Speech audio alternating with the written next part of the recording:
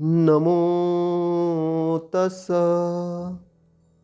भगवतो अरहतो सम्मा सम्बुद्धस्स। नमो तस्स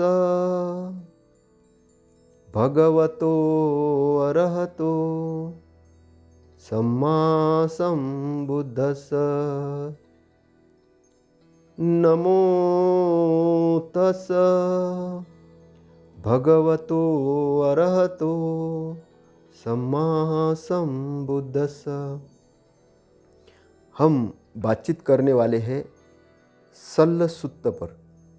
सल्ल सुत्त एक ऐसा सुत्त है जिसमें जो लोग पीड़ित है, शोक से पीड़ित है, दुख से पीड़ित है, उनके पीड़ा को शांत करने के लिए, उनके पीड़ा को खत्म करने के लिए, उनको शांति प्रदान करने के लिए तथागत के द्वारा कहा गया महत्वपूर्ण सूत्र है। क्योंकि ये संसार है, इस संसार में व्यक्ति पैदा होता है, वो जन्म लेता है। जब वो जन्म लेता है तो उसकी मृत्यु भी निश्चित है। तो इस जन्म मरण के बंधन के अंदर में जिनके साथ व्यक्ति रहता है और उसका अचानक निकल जाना होता है, वो चला जाता है संसार को छोड़ के, तो जो साथ रहने वाले लोग हैं, सगे संबंधी हैं, उनको बड़ा दुख होता है, बड़ा पीड़ा होती है। और उस पीड़ा को कम करने के लिए, उस दुख को खत्म करने के लिए, उनको सुख और शांति प्राप्त करने के लिए तथागत का ये वचन बड़ा महत्वपूर्ण है। और जो वचन है जो कि सल्ल सुत्त के अंतर्गत है कि शांति पद को प्राप्त करने वालों को चाहिए क्या चाहिए कि जन्म है तो मृत्यु है, जिनका जन्म होना है उनका मृत्यु भी होना है। इसको जानकर, इसको समझकर उन दुख से दूर कैसे हो सकते हैं, कैसे होना है, उसके लिए हम आपका ज़्यादा समय न लेते हुए शुरुआत करते हैं सल्ल सुत्त को। यहाँ मनुष्यों का जीवन अनिमित्य और अज्ञात है। मनुष्यों का जीवन है अनिमित्य और अज्ञात है, कठिन और अल्प है, और वह भी दुख से युक्त है। वो किस संदर्भ में कहा गया है? क्योंकि जो जीवन है, जीवन मनुष्यों का, यहाँ मनुष्यों का जो जीवन है अनिमित्य है और अज्ञात, उसकी कोई स्थिति को ज्ञात नहीं है। कठिन और अल्प है, कठिन भी है और अल्प है। कोई बहुत बड़ा नहीं, तथागत टाइमलेस एरिया के बारे में जानते हैं, वहाँ से जान के वो बात कर रहे हैं। हमको लगता 100 साल बहुत बड़े साल होते, 110 साल बहुत बड़े साल होते। तथागत की नज़र में वो कोई बहुत बड़े साल नहीं है, वो एक बहुत बड़ा समय नहीं है। तो इसलिए वो कहते हैं कि ये अल्प समय है, कोई बहुत बड़ा समय नहीं है। कठिन है, कठिन है मतलब संघर्ष से घिरा हुआ है। क्योंकि निब्बान प्राप्त जो अरहंत है, जो सम्यक संबुद्ध है, वो उस आनंद के क्षण में जाकर वहाँ से बोल रहे हैं। हम जिस चीज़ को सुख मान रहे हैं वो उसको दुख मानते हैं। क्योंकि उन्होंने जो चीज़ को प्राप्त किया है वो बड़ी चीज़ को प्राप्त किया है। अगर किसी के पास हीरे का भरा खजाना हो और कोई आदमी जाके उनके सामने 5-10 करोड़ की बात करे, उनके पास अरबों खरबों का खजाना हो, तो उस आदमी के लिए कोई बड़ी चीज़ नहीं लगेगी। वो तो बोलेगा ठीक, ये तो सामान्य सी चीज़ है। लेकिन अगर भिखारी है तो उसको लगेगा अरे बाप रे, बहुत पैसा होता है। क्योंकि वो भिखारी है। भिखारी के सामने प्रदर्शन अगर कोई सामान्य आदमी करे तो भिखारी तो बोलेगा अरे बहुत बड़े पैसे हैं, बहुत बड़े कुछ है। तो उससे क्या होगा कि जो प्रदर्शन करने वाला जो व्यक्ति है वो खुश हो जाएगा। हाँ देखो, एक भिखारी ने परिकल्पना कर ली भाई, भिखारी ने मेरी प्रशंसा कर दी। लेकिन जो सम्राट है, जो चेतन सम्राट है, जो सम्यक संबुद्ध है, जिन्हें अपने सम्राट तत्व को प्राप्त कर लिया है, वो उस पोजीशन में जाकर ये बात कर रहे हैं। उस दृष्टिकोण से जाकर वो बात कर रहे हैं। इसलिए वो परमानेंट एरिया में जाकर जब बात करते हैं तो वो अनियमितता की बात कर रहे हैं, अज्ञात की बात कर रहे हैं। वहाँ ज्ञात नहीं है कुछ भी, क्या होगा क्या नहीं, क्या ज्ञात है जीवन के अंदर में। तो एक अज्ञात की बात कर रहे हैं कि मनुष्य का जीवन अनिमित्य है, कुछ उसके साथ में ऐसे कोई परमानेंट चीज़ नहीं, अनिमित्य टाइप है। लेकिन अगर जागृत है, वो जागृत पोजीशन में, तो उसका जीवन जो है अनिमित्य नहीं होता, निमित्य वाला होता है। वो जानकर कोई कार्य करता है। अगर जागृत है तो जानकर कोई कार्य करता है, उसका रिजल्ट भी वैसा ही होता है जैसा वो चाहता है, क्योंकि जागृत पुरुष का। लेकिन अगर जागृत नहीं है, प्रमादी है, तो उसको पता ही नहीं है किधर जा रहा है। इसलिए तथागत ने अपने धम्म को बोला कि मैं मार्ग दाता हूं, मार्ग दे रहा हूं, क्योंकि लोग भटक रहे हैं, अज्ञान में भटक रहे हैं। किधर भटक रहे उनको पता नहीं। बहुत सारा धन संग्रह करके रख दिया, बहुत सारी चीजें संग्रह, फिर भी दुखी है, अज्ञात है, पता नहीं। वो ढूंढने निकलते हैं कि कौन हमको विश्वास दिलाए, कौन हमको श्रद्धा दिलाए, ताकि हम शांति रहे। और लोग तो इतना ये हो जाते हैं कि वो शराब पीने लगते हैं अपने को भूलने के लिए। उनको अपने को ज्ञान में रखना अच्छा नहीं लगता, सती जागरण से युक्त रखना अच्छा नहीं लगता, क्योंकि अज्ञात गति हो गई उनकी, ज्ञात नहीं है, उनको पता नहीं है कि हम कहाँ जा रहे।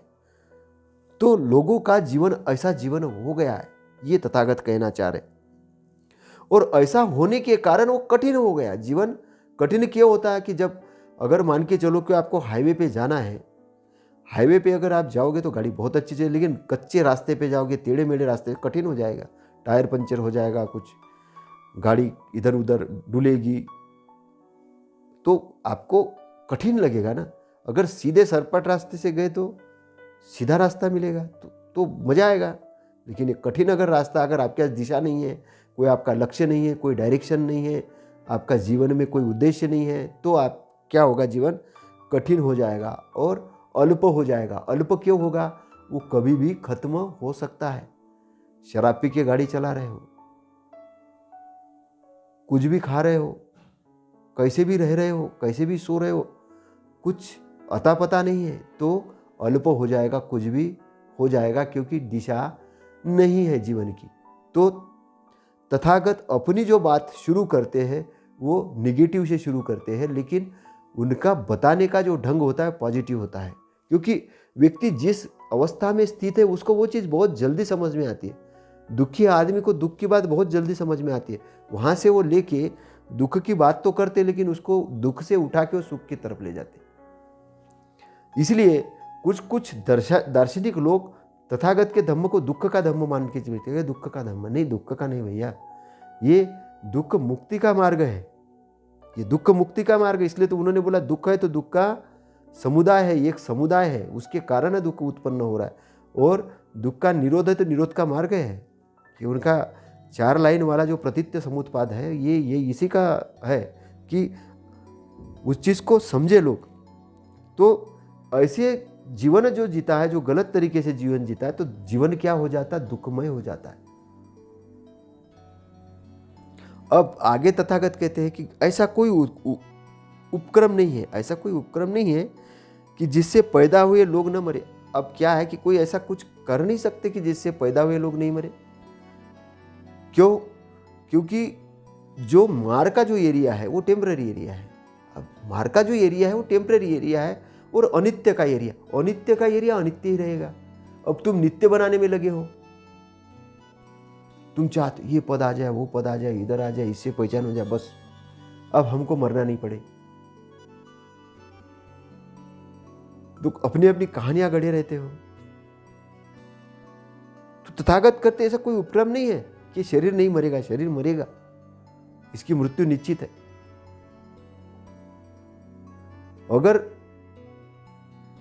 जिया शरीर अच्छे से जिया, व्यक्ति ने बहुत अच्छे से जिया, तो भी बुढ़ापा आएगा, बुढ़ापा तो आएगा। और बुढ़ापा प्राप्त करने के बाद भी मरना पड़ेगा, क्योंकि शरीर की गति है, सेल्स जो है समय के हिसाब से डैमेज होना चालू होते हैं। आपके बाल पहले बहुत अच्छे थे, काले थे, फिर धीरे धीरे सफ़ेद होने लगे, फिर झड़ने लग गए। ऐसे त्वचा है, पहले बहुत सुंदर थी, खिलखिलाहट वाली त्वचा थी, धीरे धीरे वो झुर्रियाँ आने लग गई। ऐसे कर कर के बुढ़ापे की तरफ हड्डियाँ का पहले बहुत स्ट्रांग थी, धीरे धीरे क्षरण होने लग गया। क्षरण होने के बाद सारी शरीर की क्या हर दिन आप उस तरफ तो जा ही रहे हो। तो जीव प्राणियों का, तथागत कह रहे कि जीव प्राणियों का जो स्वभाव है वो ऐसा ही स्वभाव है। जीव प्राणियों का स्वभाव ऐसा ही स्वभाव है। जैसे पके हुए फलों को सुबह के समय गिरने का डर होता है। पका हुआ फल है और वो क्या, हवा आती है और पेड़ हिलता डुलता है। जब पेड़ हिलता डुलता है तो पका हुआ फल गिर जाता है। तो जैसे पके हुए फलों को सुबह के समय गिरने का डर होता है, वैसे ही जन्म लिए हुए प्राणी को नित्य मरण से डर लगा रहता है। क्योंकि आपने जन्म लिया है तो आपको मृत्यु आएगी, डर लगा रहता है। इसलिए तो अपने बचाव के लिए आदमी सब कुछ करते रहता है। लेकिन मृत्यु निश्चित है। जिस दिन से आदमी पैदा होता है उस दिन से मृत्यु उसका पीछा करती है। लेकिन आदमी अपने जागरण से अपने को हिफाजत करके रख के वो 100 साल की उम्र पार करता है। हर चीज़ में सावधान रहता है और वो अपनी उम्र को जीता है। और जीता क्यों है? क्योंकि वो सावधानी पूर्वक अच्छे से जीता है। लेकिन फिर भी उम्र होगी, बुढ़ापा आएगा। पका हुआ जो फल है पेड़ के ऊपर लगता है तो वो गिरेगा। तो ऐसे ही आप इस पेड़ रूपी पृथ्वी के एक फल हो, पेड़ रूपी पृथ्वी के आप एक फल हो, और जैसे ही पक जाओगे वैसे ही गिर जाओगे। तो मृत्यु अटल है, शरीर का बिछुड़ना अटल है, ये तथागत कहते हैं। लेकिन डरते क्यों है? डरते इसलिए है क्योंकि मृत्यु को जानते नहीं, मृत्यु को जीता नहीं। इसलिए मृत्यु को न जीतने के कारण, मृत्यु को न जानने के कारण मृत्यु पर डर लगा रहता है। आगे तथागत कहते हैं, जैसे कुंभकार द्वारा बनाए मिट्टी के सभी बर्तन टूट जाने वाले हैं। जैसे कुंभकार मिट्टी के बर्तन बनाता है लेकिन ये सभी टूट जाने वाले हैं, ऐसा ही प्राणियों का जीवन है। प्राणियों का जीवन मिट्टी के जैसा है। अब यहाँ पर जो लिखने वाले जो भिक्षु है, लिखा तथागत ने नहीं, भिक्षुओं ने लिखा है। तो धम्मपद के अंदर एक बात आती है, उसमें कहा है कि चित्त को नगर के समान जान और शरीर को घड़े के समान जान। तो वो परफेक्ट बात बैठती है। शरीर घड़े के समान है, मिट्टी के समान है, कहीं से भी पटको टूट जाएगा। तो शरीर घड़े के समान है तो उसको घड़े जैसा समझना है। तो यहां पर प्राणियों का जीवन ऐसा नहीं है, शरीर है। प्राणियों का जो शरीर है, जीवन की जगह यहां पे शरीर की बात आनी चाहिए, है ना। तो जीवन क्या है? जीवन में जो शरीर है, हमारा जीवन के अंदर में जो शरीर है ना, हमारा शरीर का जो पार्ट है, तो इस पार्ट कैसा है? हमारे शरीर का जो पार्ट है वो मटके जैसा है। वो मटके जैसा है, कुम्हार जैसे बनाता है, ऐसे ही ये ब्रह्मांड हमको गढ़ता है। तो हम अपने माता के पेट में हमको गढ़ा जाता है। जब गढ़ा जाता है, हम बच्चे के रूप में जब बाहर आते, तब हम पैदा होते, फिर हम बढ़ते एक बार बुढ़ापे में जाते और फिर पृथ्वी में जाके समा जाते। ये हमारा चक्र है, भवचक्र है। तो सभी बर्तन कुम्हार के टूटने वाले हैं, ऐसे ही सभी प्राणियों का जो शरीर है, ये शरीर भी क्या होने वाला है? शरीर भी वैसे ही समाप्त होने वाला है जैसे कि कुम्हार के द्वारा बनाए हुए जो बर्तन है। तरुण, बड़े, बच्चे और बुद्धिमान सभी मरण के वश में चले जाते हैं। सभी मरण को प्राप्त होने वाले, तरुण हैं, बड़े हैं, बच्चे हैं, बुद्धिमान, सभी के शरीर है, सभी का शरीर है, मृत्यु को प्राप्त होने वाला है, सभी का शरीर है, चाहे तथागत अरहंत सम्यक सब उनका। उन्होंने बोला मेरा शरीर भी अनित्य है। लोग जाके उनके शरीर की पूजा करने शुरू कर देते थे। तथागत कहते मैं जो बता रहा हूँ उसको सुनो, तुम ये गंदे शरीर को क्या पूजने में लगे हो। तथागत कहते थे तो क्यों कहते थे, वो जानते थे कि उनकी भी शरीर की गति हुई है, सबके शरीर की गति हुई है। उन मरण के अधीन रहने वालों के परलोक जाते समय न तो पिता अपने बेटे की रक्षा करता है और न तो भाई बंधु अपने भाई बंधुओं की। देखिए, मरण के अधीन शरीर का सिस्टम बराबर चल रहा है तो आदमी जीवित है। शरीर का सिस्टम कहीं से भी डिस्टर्ब हुआ तो आदमी मृत्यु हो जाता है। तो मरने के अधीन जो व्यक्ति है, कोई भाई बहन बोले कि भाई मेरा भाई है मैं जान नहीं दूंगा, कोई बच्चा कहे कि मेरे पिताजी है मैं उसको जाने नहीं दूंगा, तो वो उनके हाथ में नहीं है। संसार का भवचक्र ऐसा ही है, जन्म है तो मृत्यु है, जन्म है तो मृत्यु है। इस चीज को समझना है, कोई किसी को बचा नहीं पाता। मरने के बाद ऐसा बचा लेगा कि भाई चलो डॉक्टर के पास ले जाओ, तबीयत खराब है तो वहां पे बचा लिया, कहीं कुछ घटना लेकिन मर गया, अब बोलेगी मैं मृत्यु से खींच लूंगा, शरीर है नहीं काम का, बोलेंगे अब इसको जीवित कर लूंगा, तो ऐसा नहीं होगा, ऐसा नहीं होगा। अरे जो कुछ कहानियाँ वहानियाँ आती रहती कि उन्होंने मरे हुए व्यक्ति को जिंदा किया, ये सब कहानियाँ हैं। ये सब लोगों को थोड़ा सात्वनता देने के लिए कुछ कहानियाँ पुराने समय में गढ़ी जाती थी, वो बात अलग है। लेकिन तथागत अपनी बात स्पष्ट रूप से कहते हैं कि ऐसा कुछ नहीं है कि कोई अपने परलोक में जाते समय, अपने सगे संबंधी परलोक, इस लोक से जब परलोक जाते समय कोई रोक नहीं पाता है, वो जाना है। जाते समय कैसे रोकेगा, चला गया वो, शरीर छोड़ दिया, अब कैसे रोकेगा, शरीर में दोबारा वापस आ जा, नहीं। बोले जाते समय नहीं रोक सकते परलोक में। तो तथागत कह रहे हैं कि उन मरण के जो अधीन जो लोग हैं, मरण के जो अधीन लोग हैं, उनको रोक नहीं पाते, उनके रिश्तेदार नहीं रोक पाते, उनको तो जाना है, उनको जाना है। क्योंकि शरीर का ये शरीर छूटा, चेतना अलग हुई, चेतना निकल गई, उस चेतना को पकड़ के कैसे लाओगे, कोई उपाय नहीं। इसलिए जो अनित्य चीज है उसको अनित्य के रूप में जानो, ऐसे तथागत कह रहे हैं। भाई बंधुओं के देखते हुए ही, नाना प्रकार के विलाप को देखते हुए ही, मरण अकेले ही प्राणी को वध करने वाली गाय की तरह ले जाता है। अब क्या होता है कि जो आदमी मृत्यु को प्राप्त हो रहा है, वो अपने विलाप करते हुए रिश्तेदारों को देख रहा है, सबको देख रहा है, लेकिन मृत्यु तो अब वो केवल बोल रहा है कि मैं जा रहा हूं। अब ये उसको पकड़ पकड़ के बैठे कि मत जाओ मत जाओ मत जाओ, फिर भी जा रहा है। क्योंकि ये जो गाय जैसे मर रही है, उसी प्रकार आदमी भी मरता है। तो आदमी भी वैसे ही मरता। कोई भाई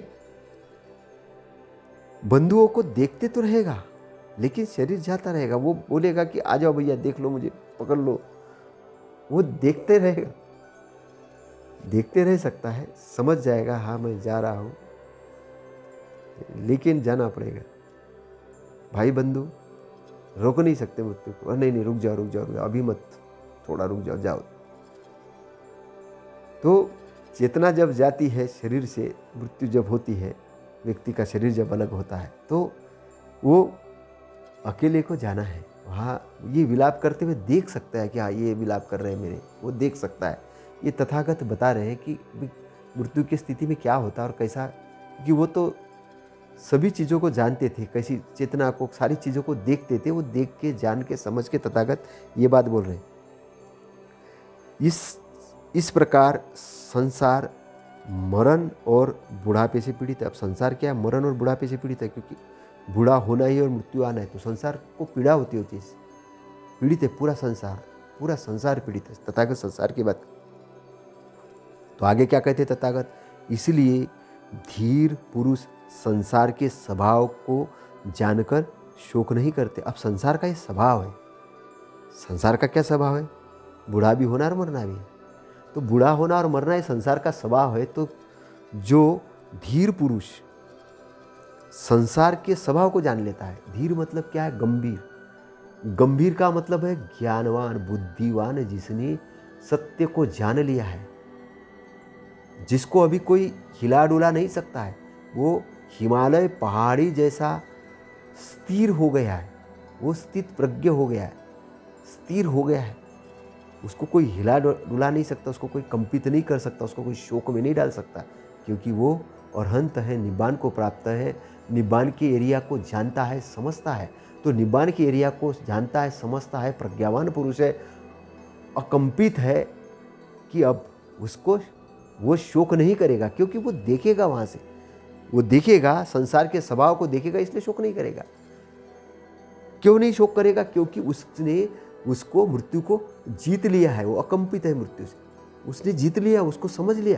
तथागत का बड़ा गहनतम दर्शन है, गहनतम विश्लेषण है कि शोक से कौन शोक रहित होंगे? जो इस पोजीशन में पहुंचेंगे। इसलिए शोक और दुख से मुक्त होने के लिए आपको बुद्धिमान, ज्ञानवान, अकंप हिमालय जैसे होना पड़ेगा। और संसार के ये जो अनित्य स्वभाव है, इसके जो मरण और बुढ़ापे को समझना होगा। आगे तथागत कहते हैं, जिसके आने और जाने के मार्ग को नहीं जानते हो, दोनों अंतों को न देखते हुए तुम व्यर्थ ही में विलाप कर रहे हो। अब तुम ना तो आने के मार्ग को जान रहे हो, ना जाने के मार्ग को जान रहे हो। संसार में व्यक्ति आता है, उसका भी मार्ग नहीं जान रहे हो, उस संसार से व्यक्ति जाता है, उसका भी मार्ग नहीं जान रहे हो। तो तुम आने जाने मार्ग से अनभिज्ञ हो। जब अनभिज्ञ हो तो दोनों अंतों को न जानते हो, न देखते हो, तुम व्यर्थ में विलाप कर रहे हो। तुम क्योंकि व्यर्थ में विलाप कर रहे हो, क्योंकि तुम अज्ञानी हो, इसलिए तुम विलाप कर रहे हो। अगर तुम आने जाने वाला मार्ग को जानते, विलाप नहीं होगा। अब यहाँ पर क्या तथागत संकेत की बात करते हैं, तथागत संकेत की बात करते हैं। तथागत ये कह रहे हैं कि यहाँ मृत्यु है तो जन्म भी है, मरेगा आदमी तो जन्म भी लेगा। कौन जन्म लेगा? जिसके चित्त के मैल पूर्णता शुद्ध नहीं हुए, वो जो बंधा है भव चक्र से, उसके अंदर कहीं न कहीं कामवासना भरी हुई है, कहीं न कहीं आसक्ति भरी हुई है, वो बंधा हुआ है उस डोरी से, तो वो निब्बान के एरिया में जाके स्वतंत्र नहीं हो सकता। वो तो और चक्कर लगाएगा, और चक्कर लगाएगा। इसलिए उपलब्धि है अरहंत पद प्राप्त करना, उपलब्धि है दुख से छूटना। तो तुम वो मार्ग को जब जान लोगे तो तुमको दुख नहीं होगा। अब मार्ग को नहीं जानते हो, इसलिए दुखी हो कि पता नहीं क्या हो गया, पता नहीं वो चला गया। अरे चला गया, आ जाएगा, वापिस भी आ जाएगा, क्यों चिंता कर रहे हो? तो जो आने जाने वाले मार्ग को नहीं जानता है, जो आने जाने वाले मार्ग को नहीं जानता है और दोनों अंतों को न देखते हुए व्यर्थ के विलाप कर रहे, व्यर्थ के विलाप कर रहे, कोई मतलब नहीं वो विलाप करने से। अब यदि विलाप करते हुए अपना कुछ भी भला कर सके तो बुद्धिमान व्यक्ति भी अपने को पीड़ित करता हुआ वैसा करे। अरे तुमको विलाप करके, शोक करके, दुख करके अगर अपने आपका कुछ भला कर रहे हो, तुमको लग रहा है कि भला कर, तो बुद्धिमान आदमी को भी वैसा कर लेना चाहिए। कभी कभी क्रोध आया, क्रोध निकल रहा है, भाई पीड़ित वो ठीक है, पीड़ा हो रही, देख रहे तो निकल जाएगा क्रोध बाहर, शांत हो। बुद्धिमान आदमी भी है तो वो करे वैसा, क्योंकि उसको उससे शांति मिल रही, ठीक है। तो यदि विलाप करते हुए अपना कुछ भी भला कर सके, विलाप करते हुए कुछ भला कर सके तो करो। तो बुद्धिमान व्यक्ति भी अपने को पीड़ित करता हुआ वैसा करे। बुद्धिमान आदमी जानता है, पीड़ित करते हुए करे। कभी कभी क्या होता है कि लोगों को सांत्वनता देने के लिए भी रोने का नाटक करना होता है कि भैया हमको भी बड़ा दुख हो रहा है, क्योंकि उसको भी लगता, नहीं तो वो हंसने लग गए। तथागत अगर कोई मृत्यु है और वहाँ पे हंसने लग जा रहे, कुछ नहीं, तो लोग बोलेंगे तथागत क्या है, हमारे दुख में ही हो रहे। जब वो एक पटाचारा जब जाती है, बोलते मेरे बच्चे को जिंदा करो, तथागत क्या कह रहे, राई के दाने ले आओ जिसके घर में कोई अभी तक मरा नहीं होगा। वो राई के दाने लेने के लिए जाती है। जब राई के दाने लेती है तो हर जगह पता चलता है, हर जगह कोई नहीं कोई मरा है। कोई कल मरा है, कोई परसों मरा, कोई 10 साल पहले मरा, 20 साल पहले मरा। बोले यार ये तो संसार में सभी लोग मरे हैं, तो ये घटना मेरे साथ ही नहीं हुई है, तो लोगों के साथ भी हुई है। तो आके प्रवजित हो जाती है, दीक्षित हो जाती है, भिक्षुनी बन जाती है। तथागत का बताने का टेक्निक बड़ा अलग अलग है। वो जानते हैं कि किसको कैसे समझाया जाए। अगर उसके सामने प्रवचन देते रहे तो शायद वो समझ ही नहीं पाती, लेकिन तथागत प्रैक्टिकल मार्ग अपनाते हैं। अब आगे तथागत कहते हैं, किंतु रोने और शोक करने से चित्त को शांति प्राप्त नहीं होती, बल्कि अधिक दुख ही उत्पन्न होता है और शरीर पीड़ित होता है। लेकिन क्या है कि जितना आप रोते हो, शोक करते हो, तो चित्त शांत नहीं होता। चित्त क्या होता है? दुखी होता है। और अधिक दुख होने से क्या होता है? शरीर पीड़ित होता है।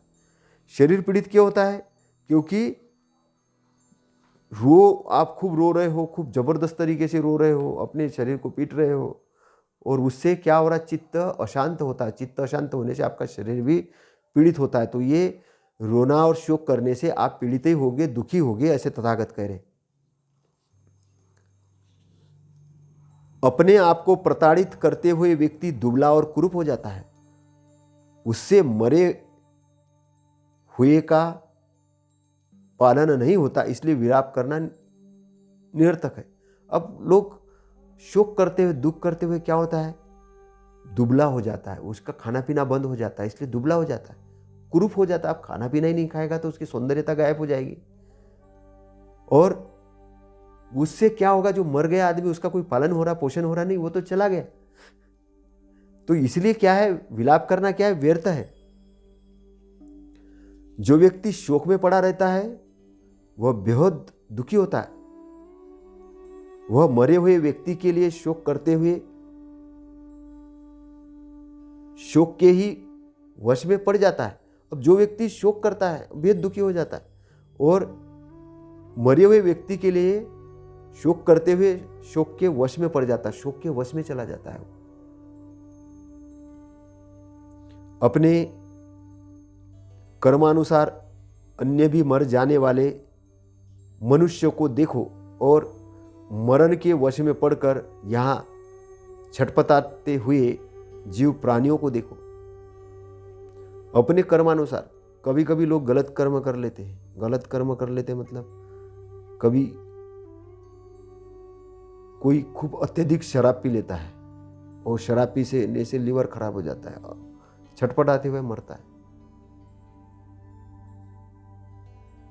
कोई अलग अलग तरीके से, कोई व्यक्ति आज के डेट में ऐसे है कि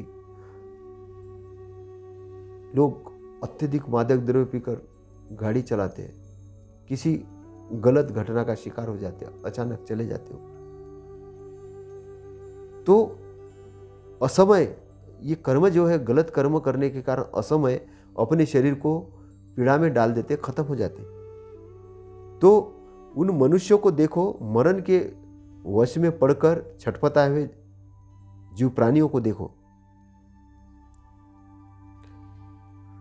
मनुष्य जिस बात को अच्छा समझता है वह उससे अलग हो जाती है। इस प्रकार के वियोग और संसार के स्वभाव को देखो। संसार का स्वभाव क्या है? प्रिय पुत्र प्रिय होता है, पत्नी प्रिय होती है, रिश्तेदार प्रिय होते हैं, मामा मम्मी पापा सब प्रिय होते, सभी रिश्तेदार गुरुजन सब प्रिय होते। लेकिन संसार में व्यक्ति का इनको सबको अच्छा समझता है, लेकिन इनसे वियोग होना है, और वियोग होता है तो जिस व्यक्ति जिस चीज को अच्छा समझ रहा था उसका तो वियोग ही होना, क्योंकि शरीर जाना है, शरीर का मरना तय है, तो फिर इसका वियोग भी होना तय है।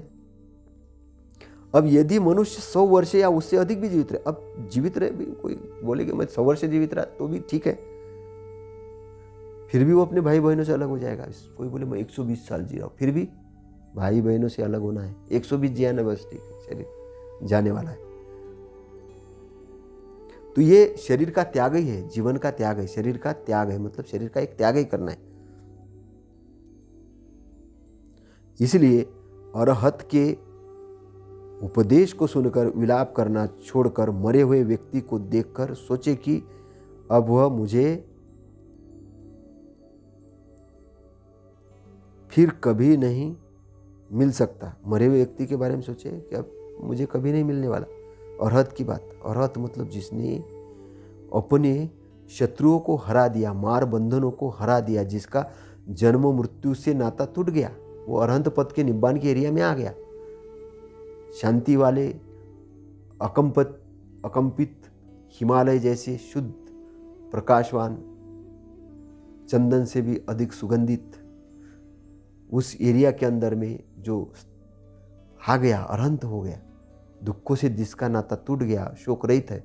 ऐसा ही शोक रहित आनंद व्यक्ति ये बातें बता सकता है। उनकी बातों को आप विश्वास करके मानकर सोच लो कि अब जो गया वो नहीं आने वाला, उसके लिए दुख करना सही नहीं है।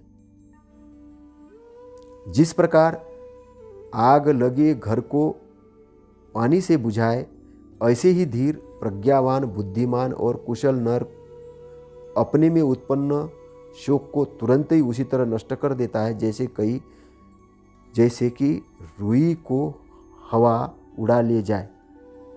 रुई को हवा कैसे उड़ा ले जाती है? रुई आई, हवा उड़ा के ले गई। तो उसी प्रकार घर में अगर आग लगी है तो पानी से बुझाया जाता है। तो ऐसे धीर व्यक्ति जो है, प्रज्ञावान है, अपने प्रज्ञा से, बुद्धिमत्ता से, और तो ऐसा कुशल नर है, अपने उत्पन्न है शोक। मतलब सबको शोक उत्पन्न होता है, लेकिन कुशल अगर नर है, प्रज्ञावान है, तो वो प्रज्ञावान है, जानकार है, धीर है, गंभीर है। वो व्यक्ति उस शोक को ऐसे हवा में उड़ा देगा जैसे रुई हवा उड़ा ले जाती। रुई को जैसे हवा उड़े तो वो शोक को उड़ा ले जाएगा, उसके पास शोक रहेगा ही नहीं, कहने का मतलब, क्योंकि वो बुद्धिमान है। प्रज्ञा से उस चीज़ का वो काट देगा, उस शोक को काट देगा उसको, क्योंकि शोक है, ये पीड़ा है, ये एक आग है, अग्नि है, पीड़ा की अग्नि है। उस पीड़ा की अग्नि को शांति से, पानी की शांति, काय से? पानी की शांति। घर में पानी, तो यहाँ निब्बान एक शांति है, निब्बान एक एरिया है। वो एरिया के अंदर में बुद्धिमान आदमी जैसे प्रवेश करता है तो वो अपनी पीड़ा को ख़त्म कर देता है। काहे कि प्रज्ञा के माध्यम से। निब्बान का एरिया किसको ज्ञात होता है? कौन जाता है निब्बान? जो स्मृतिवान है, जागृत है, प्रज्ञावान है। तो वो अपने अंदर में जीरो टाइमलेस एरिया में स्थित हो जाता, अकंपित हो जाता है। जीरो टाइमलेस एरिया में जो स्थित हो जाता, अकंपित हो जाता है, गंभीर हो जाता है, प्रक्रमी हो जाता है, और ऐसे शोक और दुख को ऐसे ही हवा में उड़ा देता है जैसे कि रुई को हवा उड़ा ले जाती है, क्योंकि बुद्धिमान है, इसलिए वो अरहंत है, इसलिए वो ज्ञानवान है। तो अपना सुख चाहने वाला मनुष्य अपने पीड़ा रूपी सेना को रोना और मानसिक दुख को निकाल दे। अपना सुख चाहने वाले मनुष्य अपने पीड़ा रूपी सेना है। कौन सी सेना है? मार रूपी सेना है। मार सेना के अंदर क्या? जन्म है, मृत्यु है, दुख है, दरिद्र है, सारी सेना पीड़ा को वो निकाल देता है। और क्या? सुख के अंदर आता है। सुख का मार्ग क्या है? वही है, धन धान्य से परिपूर्ण हो, अनित्य को अनित्य मानो, परमानेंट को परमानेंट मानो, जिस चीज़ को जैसा है मानो, सत्य को सत्य जानो, असत्य को असत्य। पीड़ा नहीं होगी आप।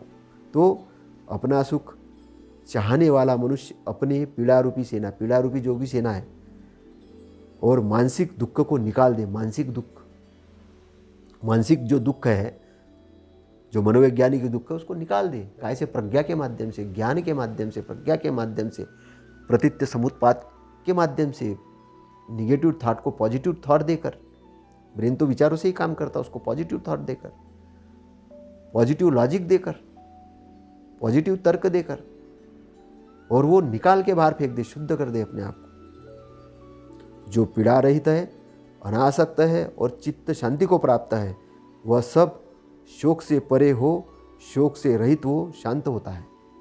अब कमल के फूल पे पानी ठहरता ही नहीं, अगर पानी ढाल भी जाए ठहरता ही नहीं, निकल जाता है, क्योंकि वो पीड़ा अपने ऊपर पानी नहीं रहने देता। इसलिए जो शांत पुरुष है, जो निब्बान प्राप्त व्यक्ति है, जो बुद्धिमान है, जो अरहत है, जो उस मार्ग पर चलने वाला है, जो शिष्य है, जो श्रमण है, जो महा उपासक है, जो तथागत की वाणी को जानता है, उस प्रैक्टिकल को समझता है, तो वो क्या होता है? वो पीड़ा रहित, अनासक्त हो जाएगा। वो आसक्त नहीं रहेगा। उसको मालूम है कि ये चीज़ तो टेम्पररी है, टेम्पररी को टेम्पररी जानेगा तो उसके प्रति आसक्ति क्यों बढ़ेगा? नहीं। और तो वो क्या होगा, चित्त को शांत प्राप्त करेगा, चित्त की शांति उसके प्राप्त हो जाएगी, चित्त उसका शांत हो जाएगा तो वो शोक से परे हो जाएगा, और शोक से परे होकर शोक से रहित हो जाएगा, उसके अंदर शोक नहीं रहेगा, दुख नहीं रहेगा, तो वो क्या हो जाएगा, शांत होता है, वो शांत हो जाएगा। तो शांत प्राप्त करना बड़ा इंपॉर्टेंट है। शांति प्राप्त करने के लिए चुल्लवज्ञ है। कुछ लोग पीड़ित हो जाते, अचानक आपने देखा कि भाई हस्बैंड खत्म हुआ, वाइफ जल्दी खत्म हो जाती, पीड़ा के कारण। कई ऐसे देखा कि कई जवान किसी का कुछ घर में बेटा चला गया तो पता चला उसका बाप खत्म, क्यों? पीड़ा के कारण। तो तथागत असमय जाने के लिए रोकना चाहते हैं, सारे सिस्टम को डिसिप्लिन करना चाहते हैं और जीवन में वो क्रांति घटित करना चाहते हैं, जो निब्बान की क्रांति है, जो अरहत की क्रांति है, जो शोक रहित एरिया की बात है, जो गंभीर प्रज्ञा की बात है। उस एरिया में दुख से मुक्त करने के लिए तथागत वारंवार आपको उपदेशित करते हैं, आपको ज्ञान देते हैं। तथागत के मार्ग को सही तरीके से समझकर सुख, शांति, समृद्ध धन धान्य और सभी प्रकार से समृद्ध होकर फिर भी शोक रहित रहना है। क्यों? नित्य को नित्य जानना है, अनित्य को अनित्य जानना है। अगर बहुत बढ़िया रोल्स रॉयस कार आ गई तो भी मान के चलो एक समय बाद ये पुरानी हो जाएगी। मर्सिडीज आ गई, पुरानी हो जाएगी, खरोच लगेगी, तो उसके प्रति चिंता क्यों? शरीर पैदा हुआ, जवान था, अभी अच्छा है, मजा करे, ठीक है, बूढ़ा हो जाएगा, मरने वाला है, समझ लो। पृथ्वी में एक फल लगा था, पक गया है, गिर गया, चिंता किस चीज़ की करनी है? क्यों पीड़ा करनी है? तो जितने भी पीड़ित लोग हैं, दुखी लोग हैं, वो दुखी लोग पीड़ा से मुक्त हो, दुख से मुक्त हो, शोक से मुक्त हो, और शोक से मुक्त हो, उनके चित्त के अंदर शांति प्राप्त हो, उनका मंगल हो, सबका मंगल हो, सभी प्राणी मात्र एक दूसरे के प्रति मैत्री करे, एक दूसरे के प्रति आदर की भावना रखे, एक दूसरे के प्रति कल्याण की भावना रखे, और एक दूसरे का अच्छा करके, अच्छा सोच के इस जीवन को अच्छा बनाए, और ये शरीर रूपी नौका खींचते हुए ये दुख रूपी संसार से पार होकर कमल के जैसा जीवन जिए, पानी में रहते हुए आनंद का जीवन जिए, खुशी का जीवन जिए, और शांति का जीवन जिए, प्रज्ञापूर्वक जीवन जिए, जागरण पूर्वक जीवन जिए, स्मृति पूर्वक जीवन जिए, होश पूर्वक जीवन जिए, और एक उद्देश्य पूर्वक जीवन जिए। ऐसा ही कल्याण करते हुए, अपना कल्याण करते हुए, लोगों का कल्याण करते हुए आगे बढ़े, और सबको आगे बढ़ाने के लिए मदद करें। बहुजन हिताय, बहुजन सुखाय, बहुत जनों के हित के लिए, बहुत जनों के सुख के लिए सभी तथागत का संघ है, भिक्षु है, वो प्रशिक्षण ग्रहण करके विचरण करे, चेरे व्यक्ति, बहुजन हिताय, बहुजन सुखाय, अपने कल्याण के लिए, लोगों के कल्याण के लिए, और इस शरीर छोड़ने के बाद में भी कल्याण के लिए विचरण करे, और सबके लिए मंगल की कामना करते हुए हम सभी को तथागत के उपदेश का लाभ मिलते रहे। इन्हीं मंगल कामनाओं के साथ, सबके सुख समृद्धि की कामना के साथ, आपके सभी के सुख की कामना के साथ, शांति की कामना के साथ, मैं तथागत की वाणी अपने शब्दों में व्यक्त किया। आपने अच्छे से सुना। आपका मंगल हो। नमो बुद्धाय, नमो धम्माय, नमो संघाय। साधु साधु साधु।